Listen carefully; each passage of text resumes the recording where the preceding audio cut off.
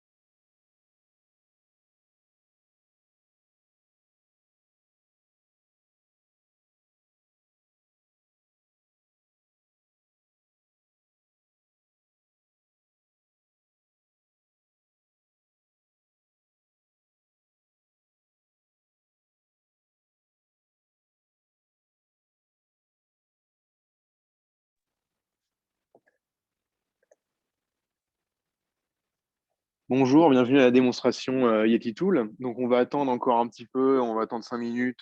Il y a d'autres personnes qui doivent se connecter, donc on va les attendre avant de commencer.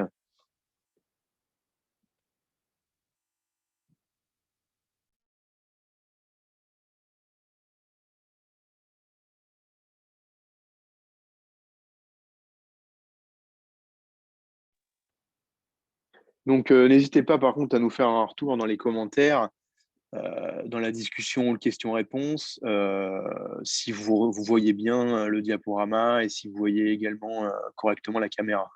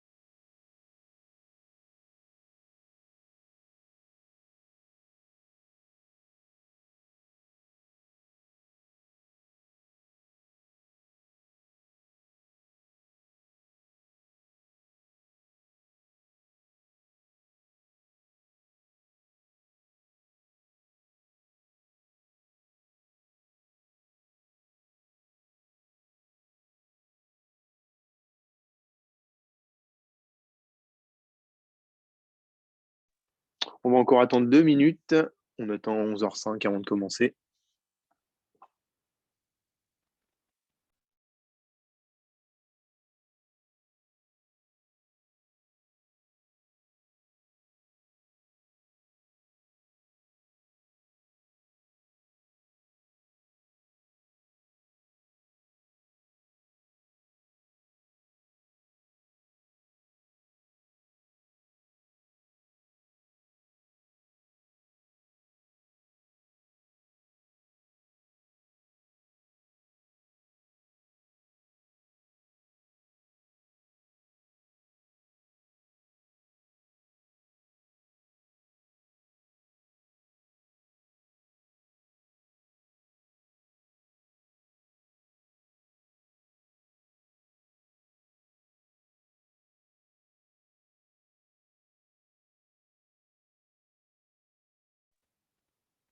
Une dernière minute avant de commencer.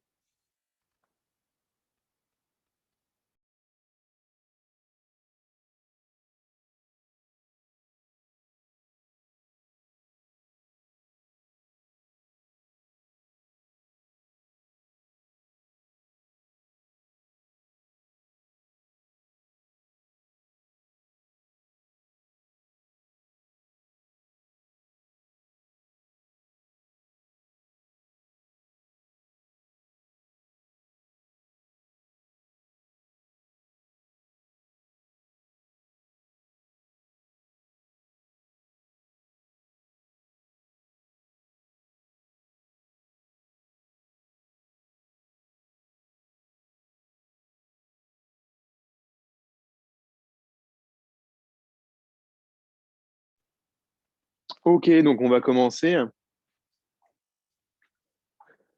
Donc bienvenue à cette démonstration pour la machine YetiTool.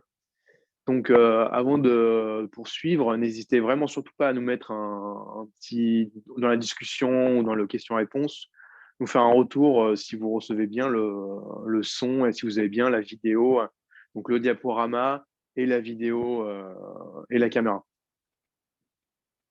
Donc, j'attends vos retours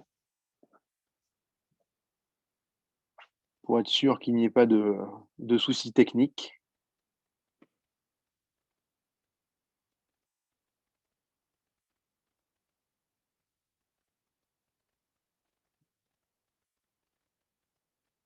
Bon, on va commencer.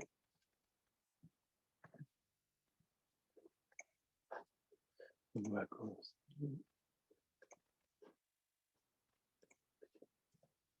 Excellent. Donc, la présentation d'aujourd'hui va se séparer en 6 parties. Pardon. Donc, je vais vous faire une brève présentation donc, de la société Multistation et de la société YetiTool. Ensuite, je vais vous présenter les spécifications et fonctionnalités du Smart Bench. Donc, après, on fera un tour en caméra embarquée de la machine. À la suite de ça, on va lancer une production ensemble en direct, donc en partant du logiciel CFAO pour lancer sur la machine, voir toutes les étapes qui sont nécessaires pour lancer un travail sur la machine. Ensuite, je vous présenterai toute la gamme Smart Bench, donc les 3 machines qui sont développées par YetiTool. Je vous présenterai également le stylus ainsi que le nouvel utilitaire Smart Manager. Et enfin, on terminera par une session de questions-réponses en direct pour finir la présentation. Donc, la société Multistation, donc nous-mêmes, donc nous sommes des fournisseurs indépendants de services et de systèmes de fabrication digitale innovants depuis 1987. Donc, grossièrement, en fait, nous sommes présents sur les marchés Fab Lab.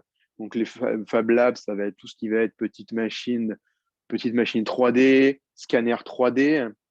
Donc, au niveau des imprimantes 3D, ça va être tout ce qui va être imprimante FDM, SLA, DLP.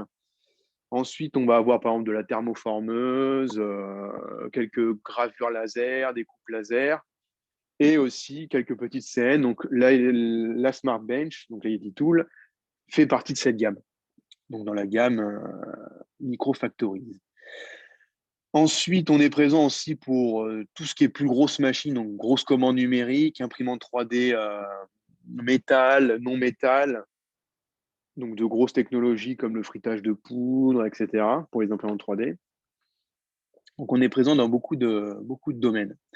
Ensuite, la société Yeti Tool. Donc, la société Yeti Tool a commencé à commercialiser les Smart Bench. Donc, maintenant, ça doit faire 3 ou 4 ans. Donc, c'est une société qui est basée à Bristol, donc en Angleterre.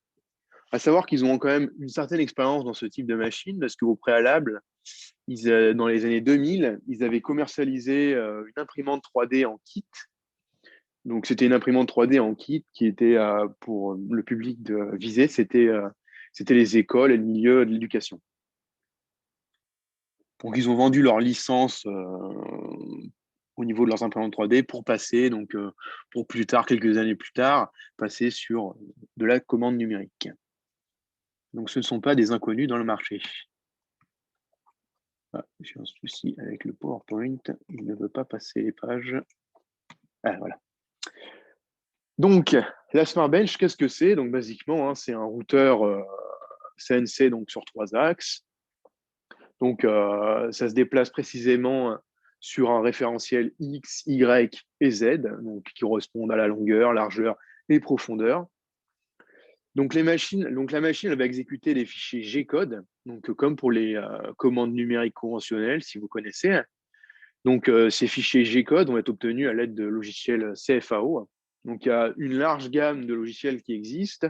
Nous, ici, on va parler de Fusion 360 notamment, parce que c'est un logiciel qui allie conception et fabrication, et surtout avec beaucoup d'options et une simplicité d'utilisation grande. Le tout à un prix très, très intéressant. Ensuite, donc, le gros avantage des commandes numériques par rapport, par exemple, à une défonceuse ou autre, c'est le travail autonome. Donc, vous allez lancer votre programme et elle va exécuter votre découpe de façon automatique.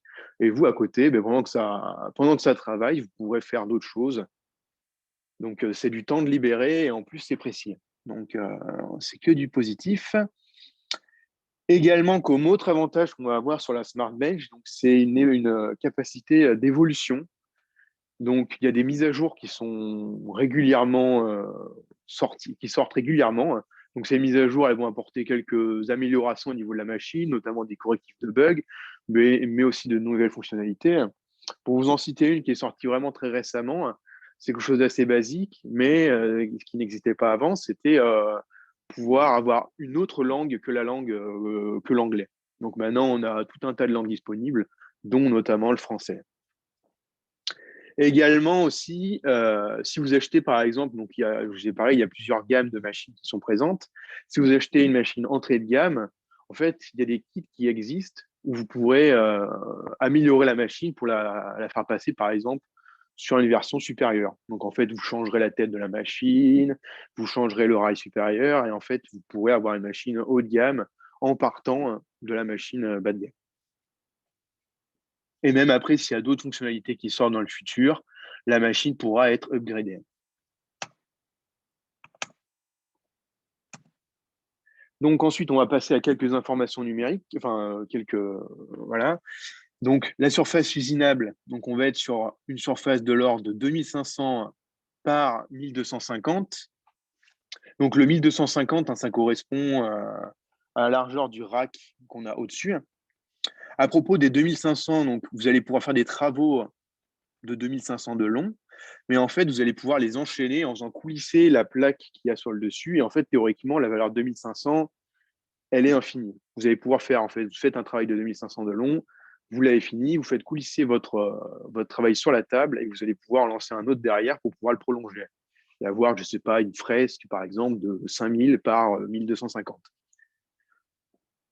Ensuite, au niveau de la course maximale en Z, donc on va être sur du 150 de course, donc pour la montée et descente de la broche. Au niveau de la broche, on va avoir une puissance de 1000 watts. Sur le modèle moyen et haut de gamme, on va avoir une commande qui va être digitale. Donc en fait, la vitesse de rotation de la broche se fera automatiquement par la machine en fonction de la vitesse que vous avez mis dans votre fichier G-code. Et donc la broche, elle va tourner de 4000 à 25 000 tours. La vitesse d'avance maximale au niveau des déplacements XY, ça va être de l'ordre de 6 mètres par minute. Attention, ça ne va pas être la vitesse de découpe dans la matière, bien sûr, ça va vraiment être la vitesse maximale pendant des déplacements. Lors de découpe, par exemple, je vais vous citer dans du contreplaqué, moi c'est le matériau qu'on va usiner aujourd'hui. Donc c'est du contreplaqué en peuplier de 18. Moi j'ai des avances de 1500 mm par minute. Je pourrais aller plus vite, j'ai un petit peu de marge, je pense que je pourrais aller à 2000 sans souci. C'était juste pour vous donner un petit ordre de grandeur. Ensuite, donc, la machine, comme vous le savez, elle est démontable, donc pour faciliter son transport. Donc, le montage et le démontage se fait en 5 minutes par une personne seule, et donc la machine peut être transportée dans un utilitaire sans problème. Dans la prochaine diapo, j'aurai une illustration de la machine démontée. Ensuite, au niveau de la broche, donc au niveau de la pince de la broche, donc pour accueillir les outils, on va utiliser des collets OZ ou des collets ER16. Donc ces collets ER16, ils vont pouvoir accueillir des queues d'outils de diamètre 1 à 10 mm. Également, donc, le diamètre maximal de l'outil, donc au niveau de l'outil de coupe, et donc de la queue, on va pouvoir mettre du 25 mm en diamètre maximal. Et pour finir, en termes de précision, donc sur les axes X, Y, on va avoir une précision garantie par le constructeur qui est l'ordre de plus ou moins 0,5 mm. À savoir que c'est quand même une fourchette qui est assez large. Avec une machine vraiment bien réglée, vous pouvez tomber au dixième sans souci. Donc voilà. Donc là maintenant, vous avez sur la diapo qu'on voit ici, on a plusieurs illustrations donc, qui montrent la machine montée. À gauche, à droite, la machine partiellement démontée. Et en bas, la machine totalement démontée avec les différentes parties, les mises superposées les unes sur les autres, pour avoir une ordre de grandeur de l'encombrement une fois démonté.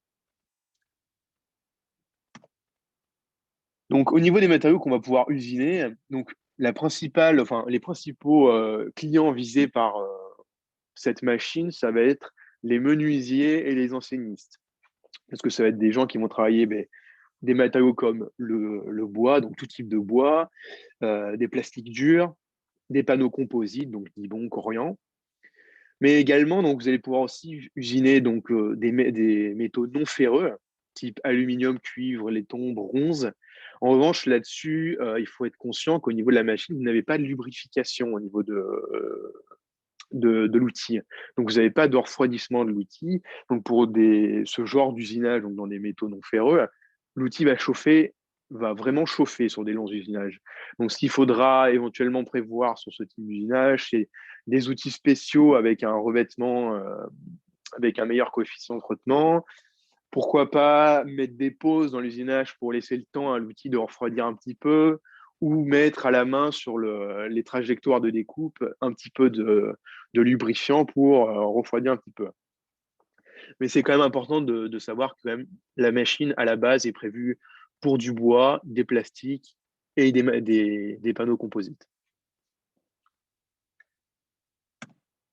Donc, on va partir sur une vue embarquée donc en caméra, donc pour faire le tour de la machine, il y a des différents éléments qui sont présents sur la machine. Alors, on va partir donc de la broche. Donc, on le voit, il y a deux câbles qui arrivent à la broche, donc puissance et la commande numérique. Donc, j'en ai pas parlé aussi, mais le modèle qu'on a ici, c'est le modèle qui est milieu de gamme. Donc, je reviendrai là-dessus plus tard pour parler des différentes gammes. Donc, en plus, donc, on le verra tout à l'heure quand on va lancer l'usinage. Donc, au niveau de la tête, on va avoir en fait une petite noix. Donc, moi, je l'ai déjà démontée, dans laquelle on va mettre notre collet, donc pour mettre l'outil à l'intérieur. Et donc, ça va au bout de la broche. Donc, au niveau du moteur au niveau de la tête, ici, on a un moteur sur le côté qui est relié à une vis sans fin, donc pour faire descendre et monter la broche. Sur les côtés, on a deux moteurs pas à pas, donc pour faire reculer et avancer la machine, enfin la tête. Et également, monter directement sur la tête, on a une petite spatule, donc ça va nous servir à palper, donc pour mesurer la longueur de notre outil.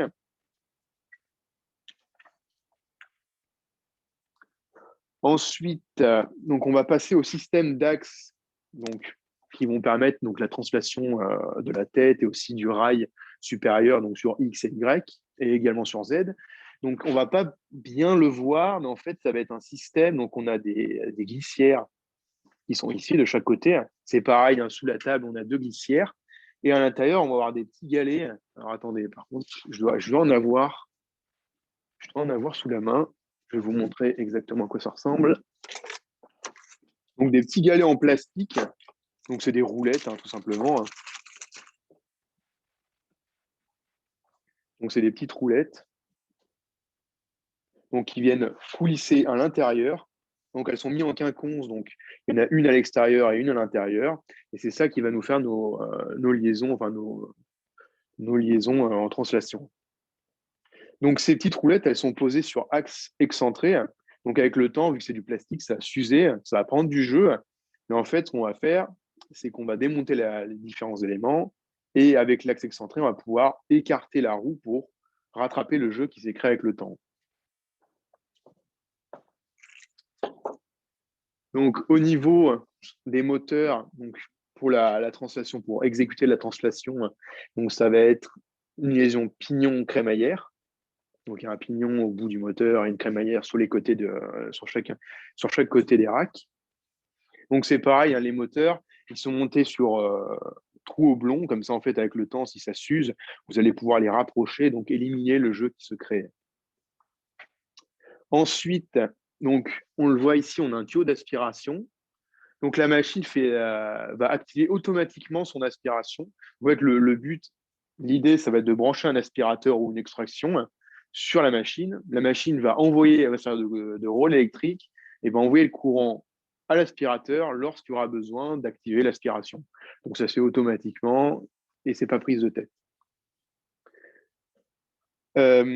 Ensuite, donc sur les côtés, au niveau du rail supérieur, il y a des barres de sécurité. Donc ça va être quand, par exemple, on est en travail, quand la machine va travailler. Si on a un employé un peu tête en l'air qui va mettre sa main sur la surface de travail ou qui va venir à côté, la machine va le percuter. En fait, ces barres de sécurité vont stopper la machine.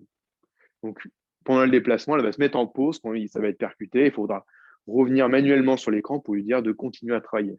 Donc, c'est une sécurité qui est plutôt agréable vu la spécification de la machine un peu ouverte avec des axes qui peuvent bouger. Donc, c'est vraiment un élément de sécurité qui est très important. Ensuite, donc je vous en ai parlé, on a le rail supérieur donc, qui est posé sous la partie inférieure. Donc, en dessous, donc là, on peut le voir, sous le rail inférieur, on a des roulettes, mais également sous le rail supérieur, on a des roulettes. Donc ça nous permet de vraiment prendre en étau notre brute pour vraiment bien l'aplatir et bien travailler sans vibration, éventuellement aussi rattraper si on a des déformations au niveau de notre brute, ça va vraiment le plaquer à l'endroit où passe la fraise, donc ça va vraiment être idéal. Et pour le plaquer, évidemment, en fait, on a un système ici, donc avec une petite manivelle pour monter et baisser en fait l'oreille supérieure et vraiment prendre en étau notre brute. Ensuite, comme vous avez pu le voir, on a un écran de commande, donc on peut détacher de la machine. Bon, bien sûr, qui est toujours raccordé électriquement à celle-ci. Et donc, avec un interface tactile, donc très bien illustré. Donc, c'est très facile à prendre en main.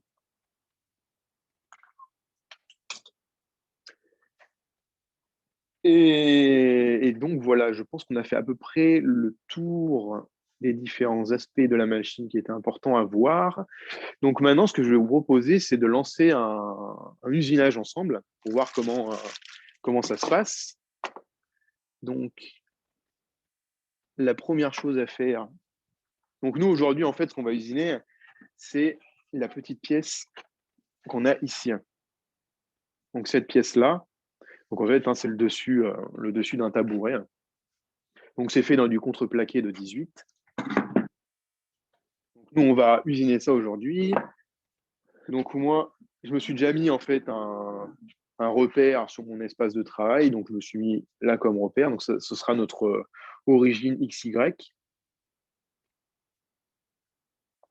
Donc, La toute première chose à faire, bien sûr, ça va être de monter l'outil sur la broche. Donc, première chose à faire, déconnecter électriquement la broche. Tac. Ensuite, on la déverrouille mécaniquement. Hop. Vous voyez, c'est très simple à sortir, très ergonomique. Donc, on va mettre notre colleur 16 avec la noix sur la broche. Je vais prendre mon outil de coupe. Donc, l'outil que j'utilise là pour couper du contreplaqué, hein, c'est une fraise de taille hélicoïdale, donc une dent. Donc, ça va bien pour faire du copeau, ça. Et aller vite. Tac, je rentre ça sur ma broche. Je vais serrer. Donc, pas serrer trop fort, parce que pendant l'usinage, hein, ça va se resserrer encore plus. Donc, ça va chauffer un petit peu, donc les métaux vont se dilater, et ça va serrer encore plus. Donc, être vigilant. On remet la broche en position. Tac. Donc, une fois en position, on reverrouille mécaniquement. Tac. On rebranche électriquement. Donc, la commande numérique. Tac. Et ensuite, la commande électrique. Voilà. Donc, notre broche est rentrée. Donc là, maintenant, ce que je vais faire, c'est que je vais prendre mon origine XY avec mon outil. Donc là, avec le modèle bas de gamme et haut de gamme, donc la prise d'origine sur X et Y, ça va se faire avec la pointe de l'outil. Sur le modèle haut de gamme, on va avoir en fait un laser qui va projeter une croix sur notre espace de travail et on va pouvoir s'en servir pour prendre notre origine XY. Donc ce sera beaucoup plus précis. Tac, je change ma vitesse pour aller un peu plus doucement. Je vais rapprocher la fraise. Voilà. Donc là, je me suis mis au-dessus de ma croix. Et donc là, maintenant, cette position me va pour mon origine XY. Donc là, sur l'écran, je vais juste appuyer sur 7 pour lui dire de garder cette position pour l'origine XY. Ensuite, autre chose importante à faire, ça va être de venir prendre notre origine Z. Donc pour ça, on va prendre notre palpeur, on va le mettre sous la fraise, on va appuyer sur l'écran sur le Z0, on appuie, la broche descend tout doucement pour entrer en contact avec la spatule. Voilà. Donc là, ça clignote en vert, c'est validé. Notre référence Z0 est rentrée dans la machine. Donc là, on a vraiment l'origine XY qui est positionnée et l'origine Z0 également. Donc là, ce qu'on va faire, c'est qu'on va remettre la petite protection ici, donc pour verrouiller l'aspiration et éviter que lors d'une casse d'outils ou lorsqu'il y a des découpes, qu'il y ait des copeaux qui sortent, éviter tout risque de blessure. Donc là, maintenant, ce qui va me rester à faire, ça va être de rentrer sur la machine mon fichier de découpe. Donc, je vais vous faire un petit partage d'écran. Je vais vous faire un petit partage d'écran. Donc, de Fusion 360. Voilà.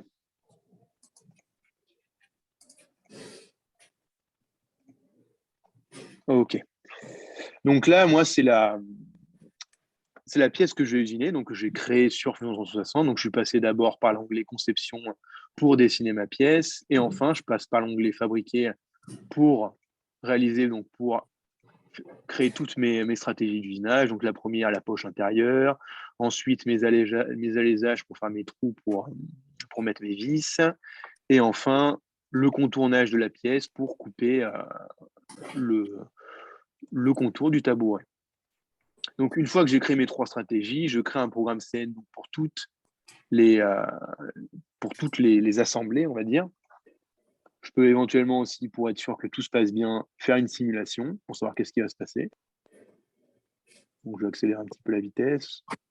Voilà. Une fois que ça me va, je vais l'exporter sur ma clé USB. Tac.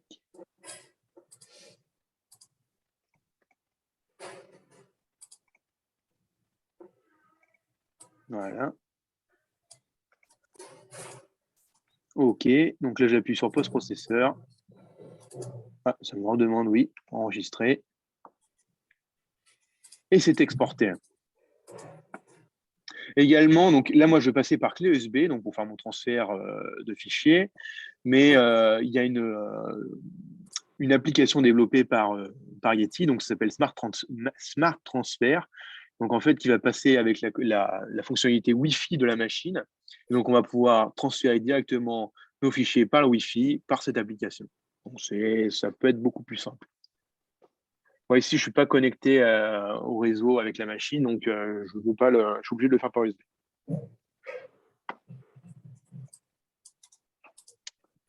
Donc, j'ai enregistré sur ma clé USB. Je rentre le tout sur la clé.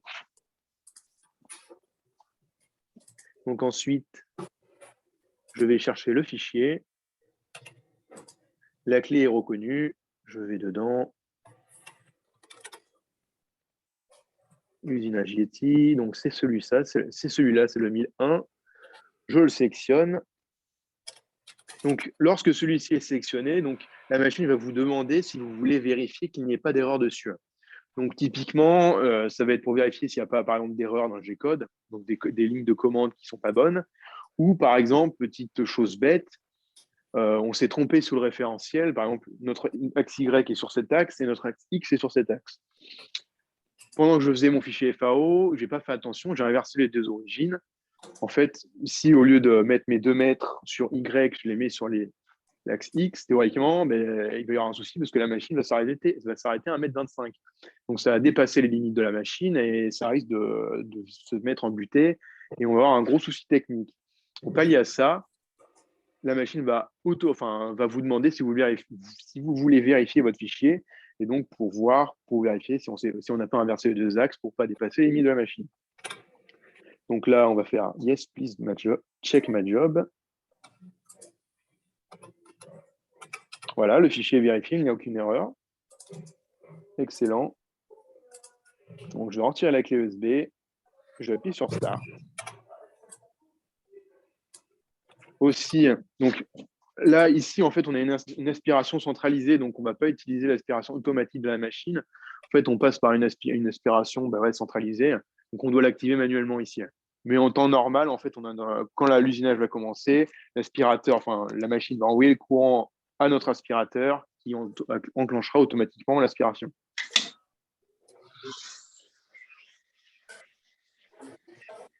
Tac.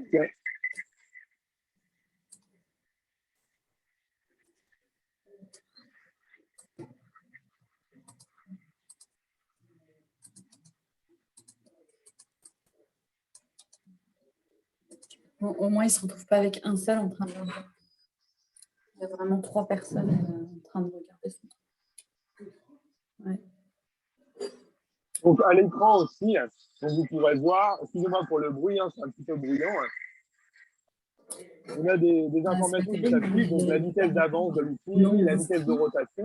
Ces vitesses, si je souhaite, je peux les augmenter, les baisser. Donc, par exemple, je vois que ça a tendance à un petit peu forcer au niveau de mon usinage. Je peux descendre la vitesse d'avance pour que ça force moins, ou je peux augmenter la fréquence de rotation de mon outil. Donc, c'est chose qui est assez pratique.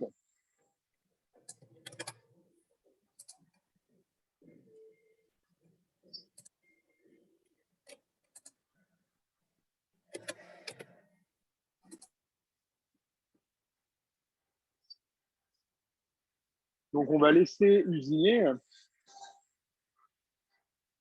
Alors, au niveau du logiciel CFAO, donc comme je vous disais, donc moi j'utilise Fusion 360, donc on peut utiliser d'autres logiciels.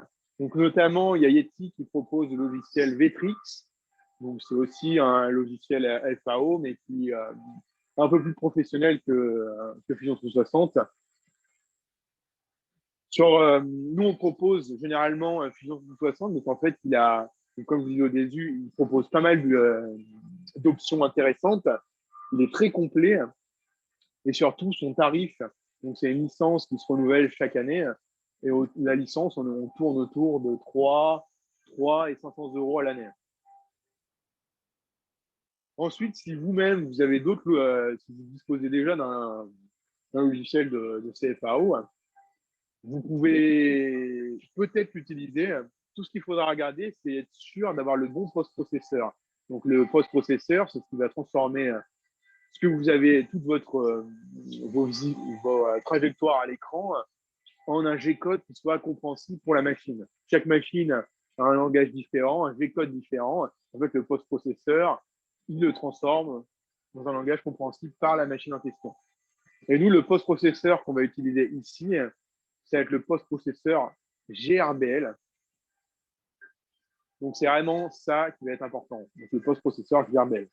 Donc, si vous l'avez sur votre logiciel FAO, vous pourrez utiliser votre logiciel avec la Yeti sans avoir à en acheter un nouveau. Ensuite, je vous parlais, donc la machine au niveau des glissières et de la crémaillère, elle va prendre du jeu avec le temps. C'est des éléments qui sont en plastique. Bon, c'est du plastique. Donc pour la crémaillère, c'est du plastique dur, c'est du pomme. Pour les roues, c'est un peu plus tendre. Ça va s'user avec le temps. Donc, je vous ai parlé, vous pouvez le rattraper mécaniquement avec les trous oblongs, hein, donc au niveau des moteurs et au niveau des glissières, au niveau des trous excentrés, au niveau des galets. Mais vous avez aussi un autre. Donc, en rattrapant tous ces jeux, les mouvements risquent d'être faussés. Vous risquez de perdre de la précision. Par exemple, si je demande de lui faire, après avoir tout réglé, si je lui demande de faire un déplacement de 1000 mm, avec toutes ces modifications mécaniques que je vais apporter, on risque d'avoir un petit décalage. Par exemple, au lieu de faire un déplacement de 1000, il va faire un déplacement de 1001 mm. Sur la machine, il y a un utilitaire donc, qui s'appelle calibration. Et donc, elle va nous permettre de recalibrer tous ces déplacements. Donc, elle va exécuter un déplacement, par exemple, encore une fois de 1000. On va mesurer ce déplacement. Et si on trouve un écart, on va le rentrer dans la machine. Et elle, derrière, elle va appliquer un facteur correcteur pour rectifier ces écarts qui peuvent se créer. Donc, dans l'idée de toujours garder une précision maximale au fil du temps, malgré les correctifs qu'on pourrait apporter, les correctifs mécaniques et les jeux qui se créent. Donc, à ce niveau-là, il n'y a vraiment aucun souci à avoir. Tout peut se régler, tous les jeux peuvent être attrapés. Et éventuellement, si vraiment dans vraiment longtemps, vos galets ou la crémaillère est endommagée, vous pouvez les remplacer, tout recalibrer et vous repartez pour un cycle complet. À savoir que depuis maintenant que les smartphones sont commercialisés, on n'a jamais eu de problème par rapport à l'usure des galets ou de la crémaillère. Donc, on n'a jamais eu de changement lié à l'usure.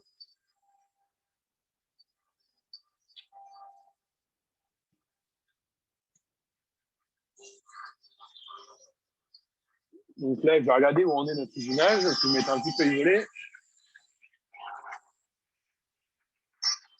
On est en train d'attaquer le contournement, le contour du ciel du tabouret.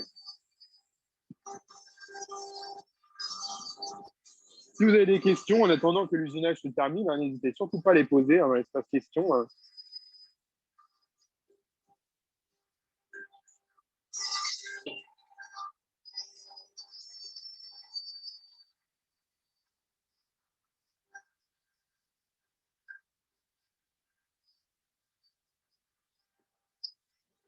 Aussi, je vous parlais du système donc d'aspiration.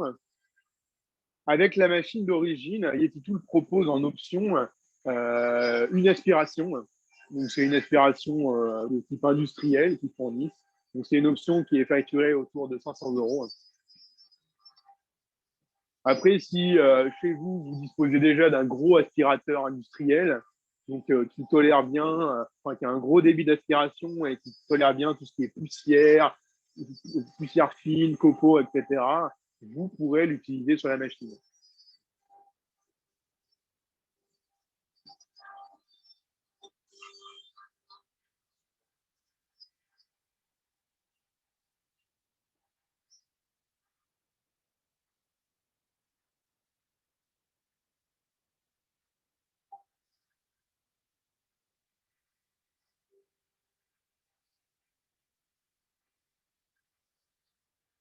Alors, on a un commentaire de Clarisse qui dit que cela semble bien silencieux. Je ne sais pas de quoi vous parlez. Vous avez un souci technique, vous n'entendez pas la conversation ou la machine en elle-même vous paraît lors de la découpe silencieuse?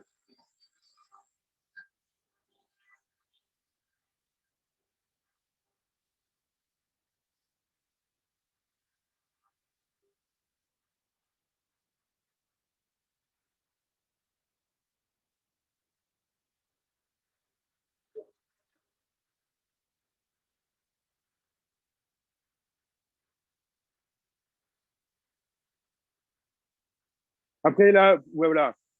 Je m'étais un petit peu éloigné de la machine. Hein. C'est pour ça que vous entendiez moins la machine, enfin, vous l'entendiez moins. Euh, mais c'est vrai que ça reste quand même assez discret. Hein.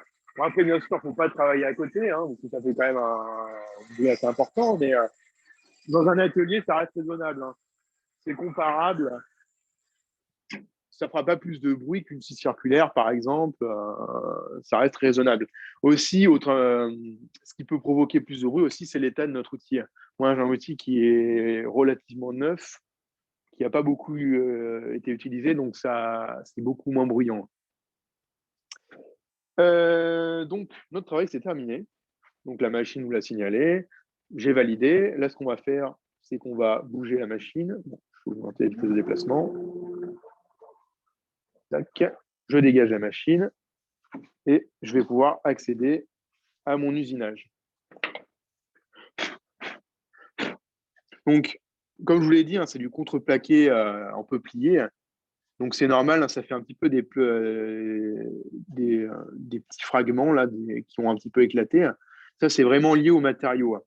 Si on regarde bien, en fait, ce phénomène, il s'applique sur ce type de bois, même dans les bois en général, dans les bois avec pas mal de fibres. Ça s'applique, en fait, quand la fraise fait des trajectoires perpendiculaires au sens de la fibre.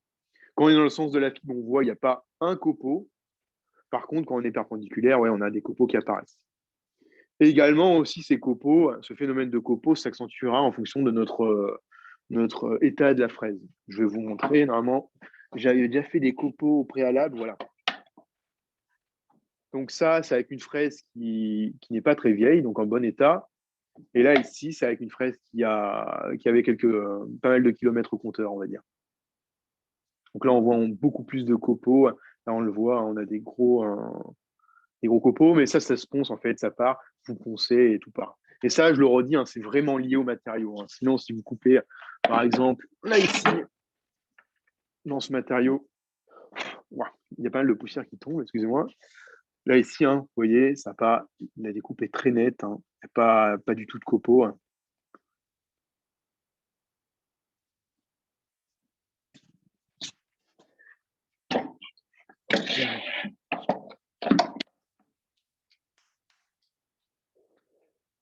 Donc voilà.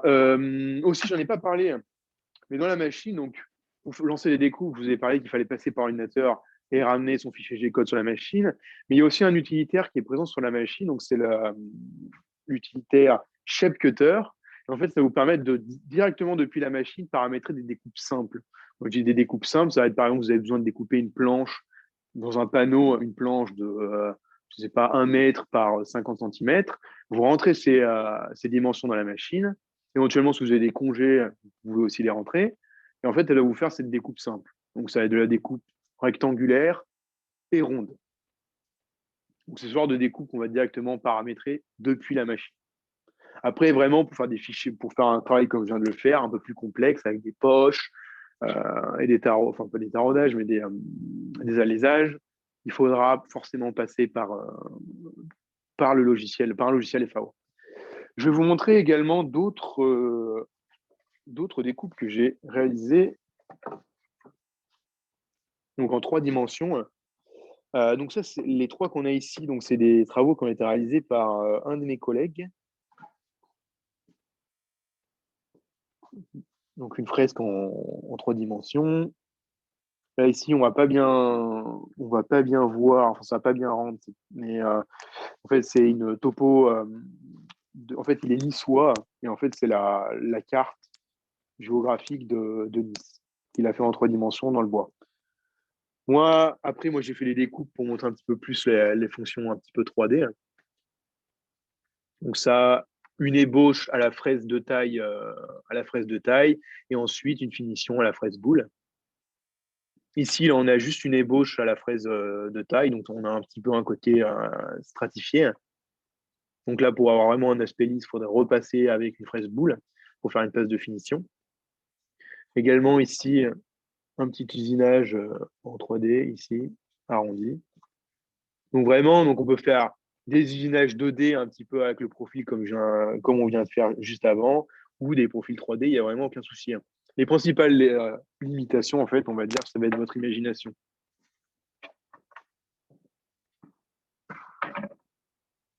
Aussi, j'ai quelques rendus, donc je ne sais pas si ça rendra bien la caméra, mais ça, c'est du plexiglas, une découpe de plexiglas avec une partie en aluminium dessous, avec une image à l'intérieur. Bon, je ne suis pas sûr que ça rentre très très bien, mais le plexiglas, ça le coupe très très bien. La coupe est très nette. Dans l'aluminium, c'est pareil, la découpe est très nette, très propre. Donc vraiment du beau travail. J'ai aussi une petite découpe de Dibond, si ça peut vous intéresser. Voilà, c'est pareil, je suis pas sûr que ça rentre très très bien à l'écran. Mais en tout cas, c'est propre. C'est tout ce dont il y a besoin de savoir. Après, pour vraiment avoir les découpes les plus propres possibles, il faudra bien sûr utiliser des outils qui soient de bonne qualité. Par exemple, si vous utilisez des outils chinois qui viennent ou que vous avez commandé sur Amazon, vous risquez d'avoir vraiment des découpes ça va jouer énormément sur la qualité des découpes. Moi, ce que je vous conseille pour utiliser avec la machine, c'est vraiment de trouver un fournisseur qui vous donne des outils de bonne qualité pour pouvoir faire des découpes de bonne qualité, tout simplement.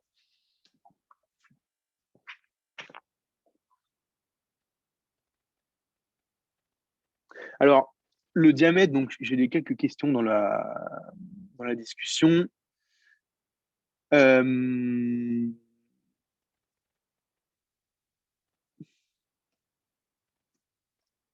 Voilà. Combien de fois changez-vous le plateau martyr? Oui, effectivement, j'en ai pas parlé, mais en fait, donc mon brut, il est posé sur un plateau martyr. Ce plateau martyr, en fait, c'est pour être sûr de découper en fait mon brut. Moi, je vais faire une découpe qui est plus profonde que la profondeur du brut, donc forcément qui va aller dans le plateau martyr.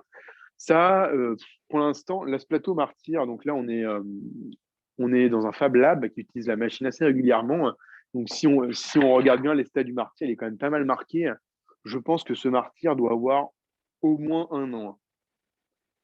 Après, pour vous donner vraiment une longévité du martyr, c'est compliqué.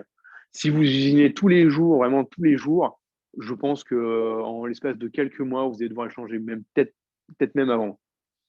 Donc, c'est vraiment, j'ai pas vraiment de retour à vous faire là-dessus, mais je pense en usinage intensif, on va être autour de 1 mois, 2 mois, voire 3 mois, vraiment en usinage intensif. Après, en faisant un usinage 1 ou 2 fois par semaine, je pense qu'on peut passer à 1 an. Ben, il est là depuis 1 an, de toute façon, Martyr, ici. Donc, il y a quand même une durée de vie assez conséquente. Puis, quand vraiment il est trop usé, on peut le retourner et repartir sur un cycle complet. Et aussi, autre solution, on pourrait tout resurfacer, mais en lui-même, le surfaçage va prendre un temps infini, donc vaut mieux en fait changer carrément de martyr.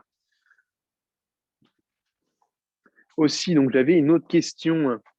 Donc au niveau des diamètres max de fraises, donc au niveau de la pince, donc du collet ER16, on va avoir une pince de diamètre, enfin, on peut pouvoir accueillir des outils avec une queue de 1 mm à 10 mm. Bien sûr, il faudra avoir les collets en conséquence, mais on peut accueillir des queues d'outils de 1 à 10 mm. Et au niveau du diamètre max de la fraise en elle-même, donc de la partie coupante, on va pouvoir aller sur du 25 mm max. Au-delà, il va y avoir trop de forces qui vont s'appliquer au niveau de la fraise et ça risque de forcer.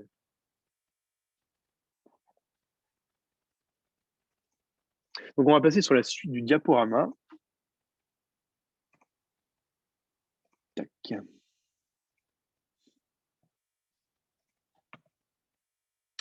Donc, je vais vous parler du CNC Stylus. Donc, en fait, le CNC Stylus, ça va être un espèce de mort qui va se mettre à la place de la broche. Et ce mort, en fait, à l'intérieur, on va pouvoir mettre des collets ER25. Et dans ces collets, on va pouvoir mettre, par exemple, comme on le voit dans les illustrations ici, donc un stylo pour faire des marquages, par exemple, pour faire des tracés de gabarit. Et on va aussi pouvoir mettre une petite lame folle pour en fait avoir la fonction plotter sur notre Smart Bench. Donc la fonction plotter, hein, ça va nous servir par exemple à découper du vinyle ou des tissus. Donc ça, c'est une petite fonction qui est supplémentaire. Le tarif de tête, c'est 400 € pour le CNC Stylus. Donc ça vous permet, avec la Yeti, d'obtenir un plotter pour 400 €.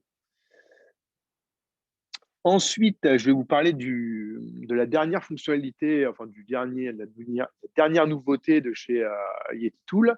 Donc, c'est le Smart Manager. Donc, le Smart Manager, qu'est-ce que c'est? Donc, c'est un utilitaire qui va nous permettre de planifier un calendrier d'usinage et de pouvoir gérer à distance pouvoir gérer à distance son parc machine. Donc, ça ou son parc machine. Donc, on va pouvoir voir, par exemple, si vous êtes en déplacement, vous avez votre opérateur qui va faire fonctionner la machine et vous allez pouvoir voir l'avancement des travaux à distance. Également, vous pourrez lui envoyer donc, des fichiers à distance. Vous pourrez aussi lui faire des commentaires. Par exemple, si vous recevez votre pièce, vous voyez par exemple sur les côtés de la pièce, ici, vous voyez des traces de brûlé, par exemple. Vous pouvez lui dire d'augmenter la vitesse de l'outil pour que ça brûle moins et donc éviter d'avoir ces traces de brûlé. Vous pouvez faire des commentaires comme ça, par exemple, ou vraiment pouvoir faire remonter toutes les informations nécessaires afin d'améliorer la qualité de nos usinages. Aussi, vous allez pouvoir, par exemple, si vous faites des travaux assez régulièrement, vous allez pouvoir les sauvegarder dans la mémoire du logiciel avec les positions, enfin toutes les positions X, Y, Z, pour pouvoir en fait, quand vous faites rentrer le travail dedans, vous n'avez rien à faire, vous avez juste besoin de charger le brut, vous le vissez, enfin vous le fixez, vous réglez la Smart Bench en hauteur pour que bien sûr ça prenne bien en appui, bien dans le sandwich le brut, et vous exécutez directement. Vous n'aurez pas besoin de passer par la phase prise d'origine, etc. Bien sûr, pour faire ça, il faudra avoir des systèmes de calage pour pouvoir replacer notre brut exactement au même endroit que précédemment. Mais c'est envisageable. Aussi, vous pourrez envoyer toutes les infos nécessaires aux opérateurs, par exemple, le type de matériau qu'il faut, comment le positionner, où est-ce qu'il faut placer l'origine sur la pièce, etc., etc. Donc, vous allez vraiment pouvoir. C'est vraiment une interface qui va vous permettre d'augmenter la productivité et la qualité de vos usinages.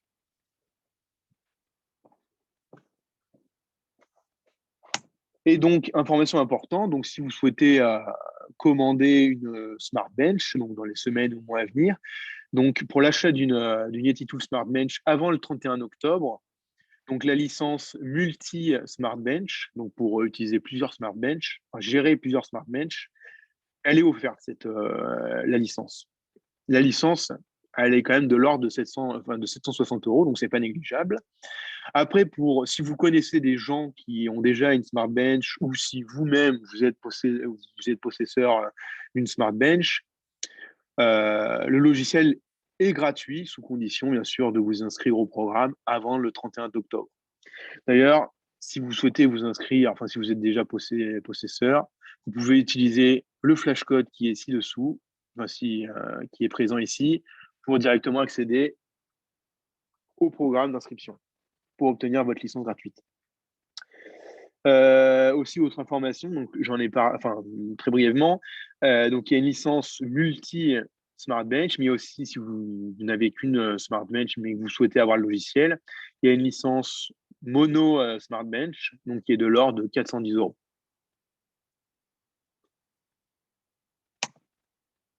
Donc maintenant, on va passer aux différentes gammes de Smart Bench. Donc, comme je vous disais au tout début, on en a 3. Donc, la première, donc le modèle standard, entrée de gamme. Donc, il aura, contrairement au modèle qu'on a ici, donc au modèle précision, il aura une broche qui ne sera pas commandée numériquement. Donc, quand vous allez vouloir commencer faire un usinage, il faudra manuellement, avec une roulette qui est présente sur la broche, il faudra manuellement régler votre vitesse de rotation de l'outil. Ensuite, donc, le modèle précision, l'amélioration qu'il y aura en plus, c'est la commande numérique. Donc, vous rentrerez votre fréquence de rotation de la broche dans le logiciel FAO. Et donc, la fréquence s'appliquera automatiquement quand vous allez lancer le travail sur la machine. Et enfin, on va avoir le modèle Précision Pro, donc qui aura forcément la broche commandée numériquement. En plus de ça, vous aurez un retour d'information au niveau de la charge de la broche. Donc, si ça vous mettra un pourcentage de surcharge, et en fonction de ce pourcentage, vous pourrez par exemple modifier les vitesses d'avance pour moins charger la broche ou augmenter la fréquence de rotation pour aussi moins charger la broche. Donc, au début, quand on ne sait pas trop comment réagit notre matériau, que c'est la première fois qu'on travaille dedans, ça peut être pas mal d'avoir ces informations pour modifier les vitesses à la volée et pas avoir de soucis. Également, on a une double vis en Z. Donc, je pense qu'on l'a pas bien vu. On l'a pas bien vu sur le modèle qu'on avait ici, mais en fait, il n'y a qu'une seule vis en Z. Le fait d'avoir une seule vis en Z, lors des montées et descentes de notre outil, ça risque de créer des légers mouvements de rotation de la broche et donc on va perdre en précision. Donc, le fait d'avoir deux vis sans fin sur notre broche, ça va vraiment nous permettre d'avoir une meilleure répétabilité et une meilleure précision. Également, donc vous en avez parlé tout à l'heure, on aura la visée laser pour faire notre origine XY.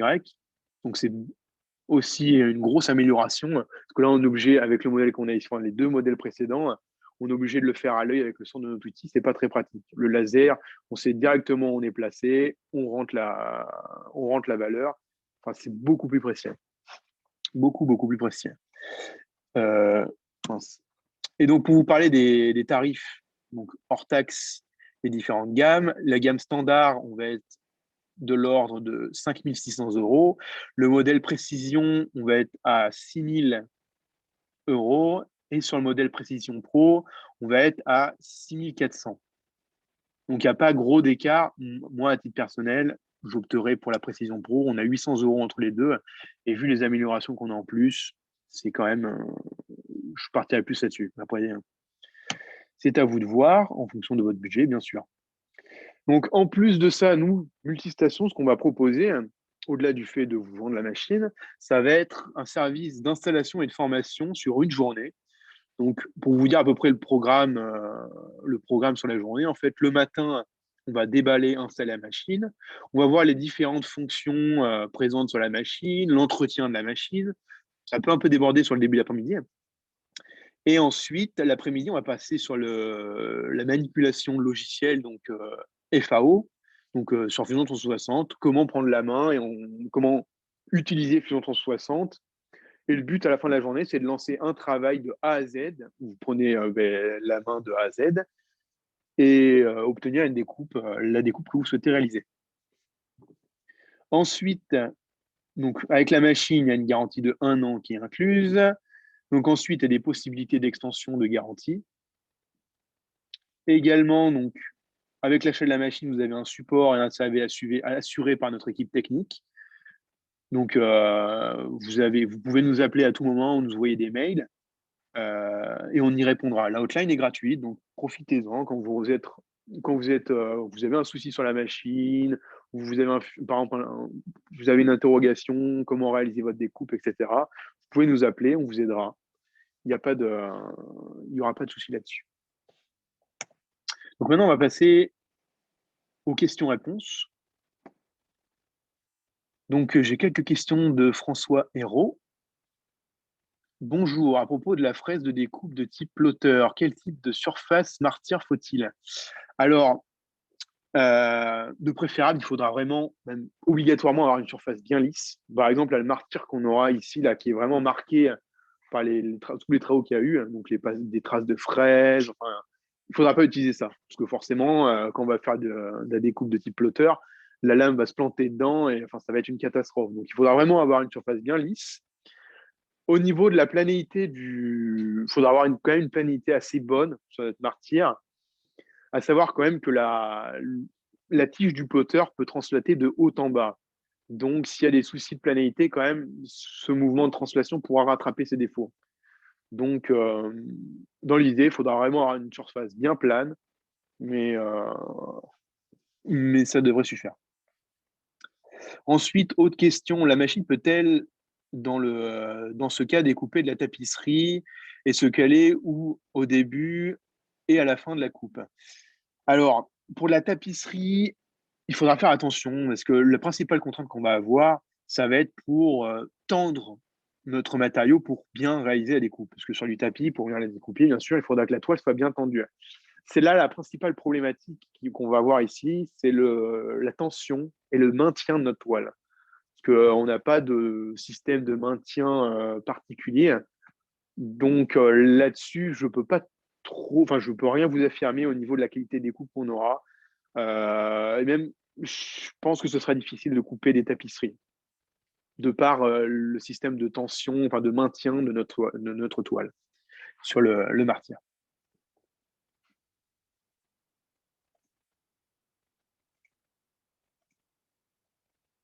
Donc, n'hésitez pas aussi, hein, si vous avez d'autres questions.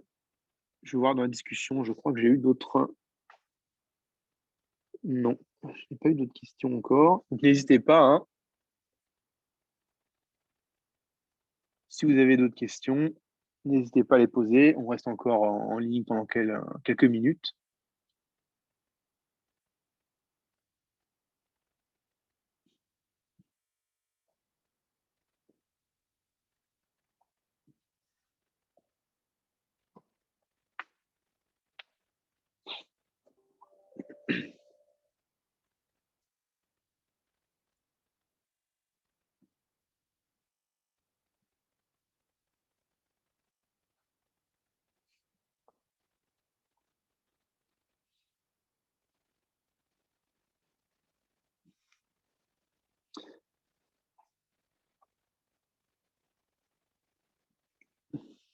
Ok, je viens d'avoir une question.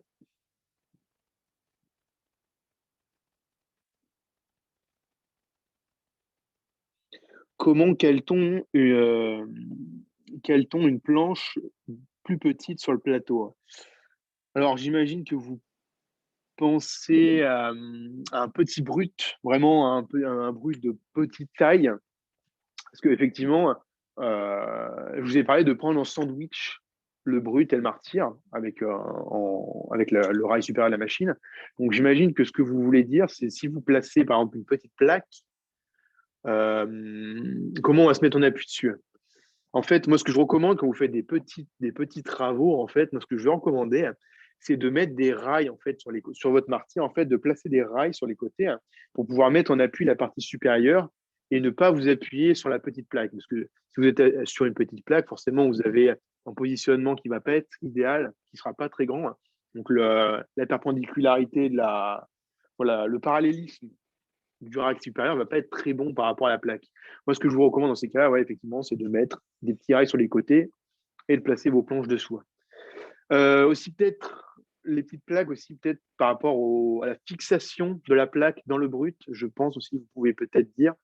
Pour les petites plaques, donc, éventuellement, ce qui est envisageable, c'est, vous pouvez imaginer donc des systèmes de mort sur les côtés, hein. Par exemple, avoir des cales sur les côtés avec un étau, hein. Donc ça, ce sera quelque chose à fabriquer.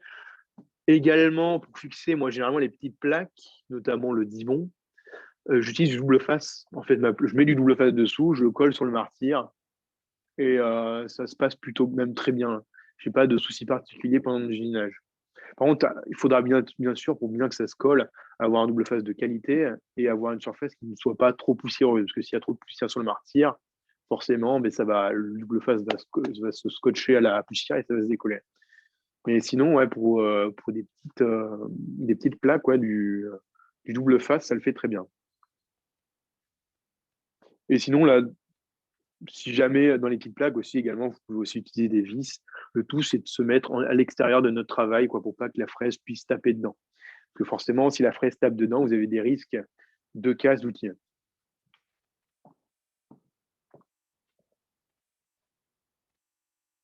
J'espère que ça aura été clair. Est-ce que vous avez d'autres questions? J'attends encore un petit peu, hein, n'hésitez pas à les poser dans le chat.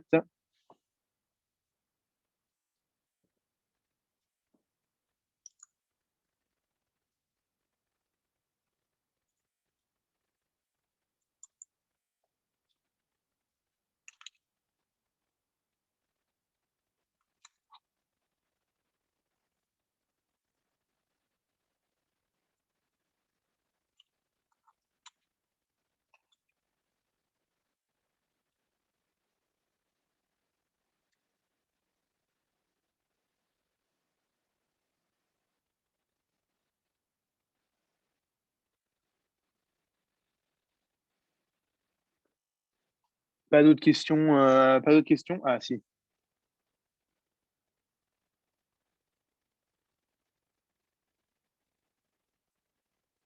Alors, une étude sur un format plus grand de travail, même si non démontable, avec le format d'une plaque de Dibond de 3050 par 2000. Alors, pour le moment, on n'a pas d'informations là-dessus. Je ne sais pas du tout si, s'ils vont développer quelque chose de plus grand. En tout cas, pour le moment, on va être sur du 2500 par 1250. C'est tout ce que j'ai comme information. Mais peut-être dans le futur, mois, année. Mais en tout cas, il n'y a rien dans les. En tout cas, pour le moment, on n'a rien. Ils ont pas communiqué là-dessus.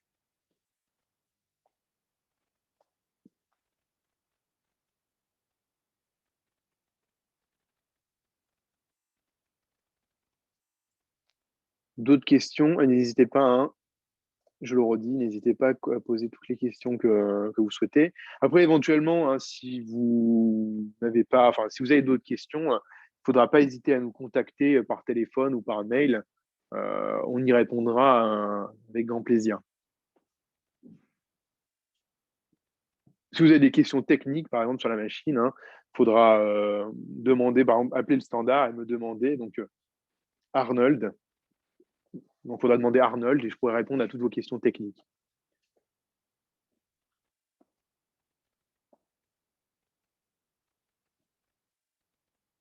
Donc, je pense que vous avez posé toutes vos questions. Je n'ai rien de nouveau.